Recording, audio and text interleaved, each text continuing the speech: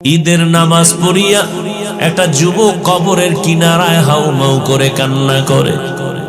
ও যুবক ভাই, তুমি ঈদের নামাজ পড়েছো, এখন আনন্দ বাড়ি বাড়ি যাবে, তুমি কবরের কিনারায় দাঁড়ায় কান্না করো কেন? যুবক কান্না করে বলে, ভাইজান, গত ঈদে আমার বাবা আমার পার্শ্বে যায় নামাজে দাঁড়ায় নামাজ আদায় করেছিলেন। ঈদগায় যখন বের হলাম, আমার আম্মা আমার মাথায় হাত দিয়া দোয়া করেছেন। আজ আমি যখন ঈদের নামাজে রওয়ানা, আমার বিছানায় তাকায় দেখি আব্বা নাই, আমার আব্বা নাই, আমার আম্মাও নাই। কে আমার মাথায় হাত বুলাইয়া দিবে? আমার যায় নামাজের পার্শ্বে আমার কে নামাজে দাঁড়াবে?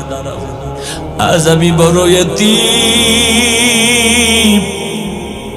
আজকে অনেকে আব্বা আম্মা নিয়া কত ঈদের আনন্দ করে, নাস্তা করে, আমার আব্বা নাই, আমার আম্মা নাই, আমি আজ এতিমের মতো একা।